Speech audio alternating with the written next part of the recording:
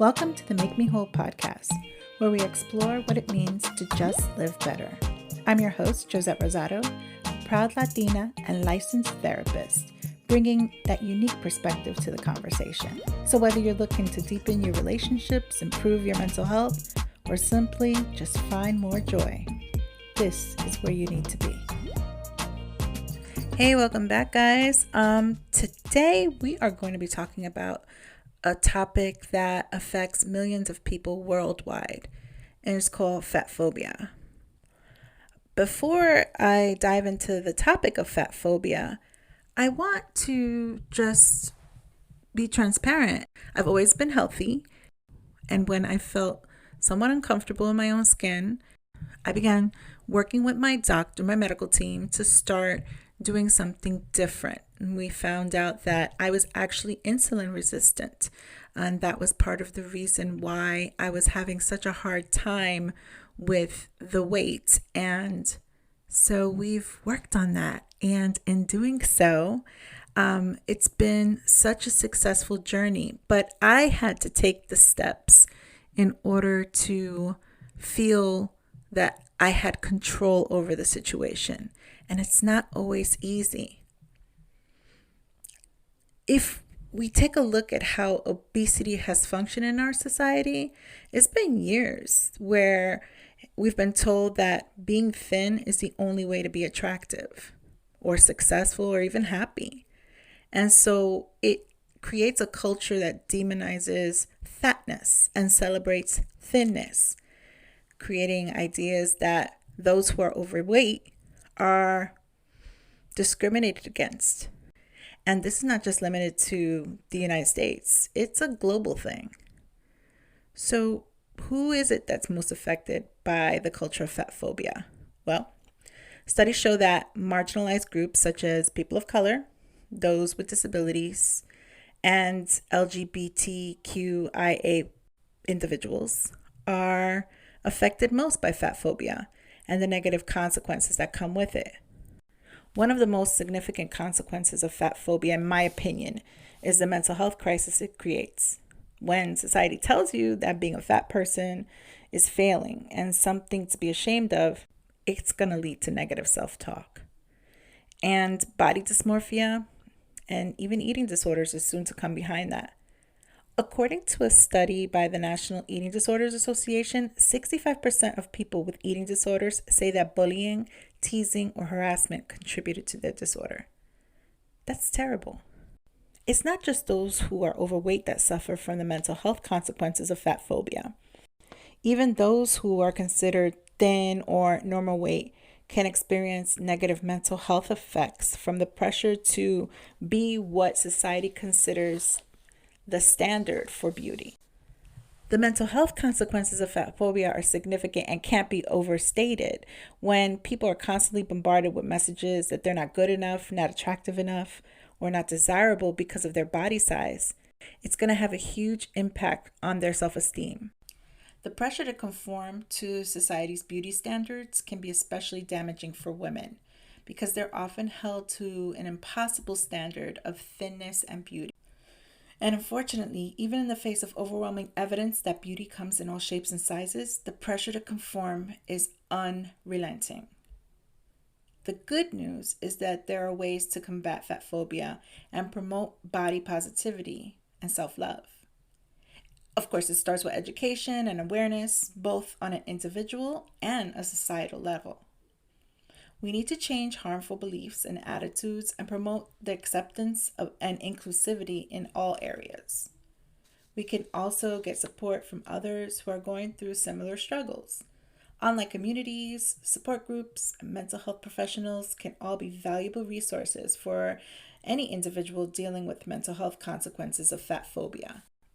I also want to talk a little bit about the controversy of the GLP-1 medications.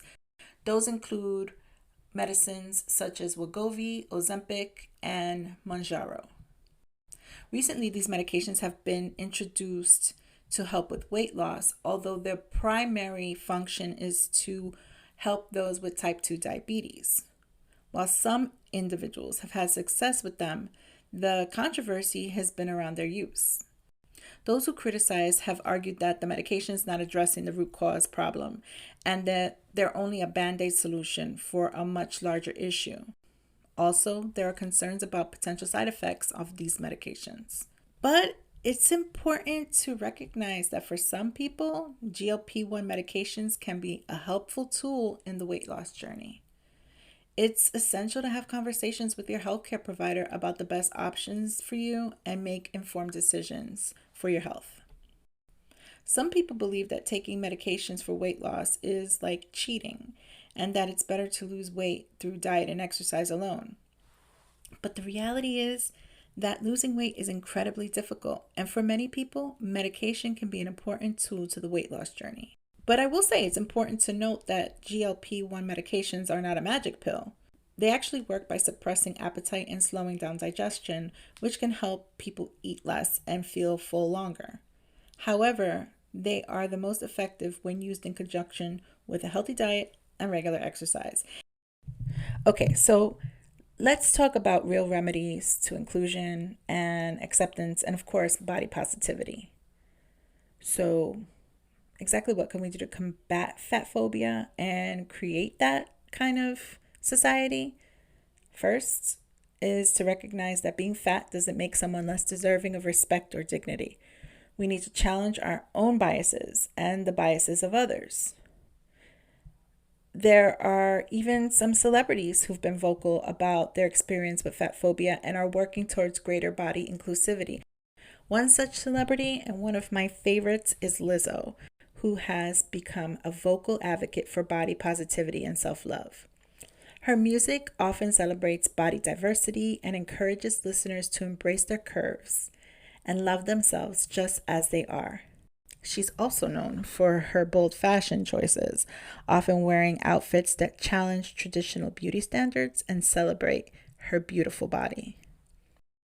Another celebrity who has spoken out against fat phobia is Jamila Jamil, who founded the body positivity platform, iWeigh. Through this platform, she encourages individuals to measure their worth based on their accomplishments and personal qualities rather than their physical appearance. Overall, Jamila Jamil and Lizzo's work in fighting fat phobia has been incredibly important in promoting greater body inclusivity and love. Their activism has inspired countless people to embrace their bodies and celebrate their unique beauty. And it actually has helped shift some societal norms and challenge harmful stereotypes.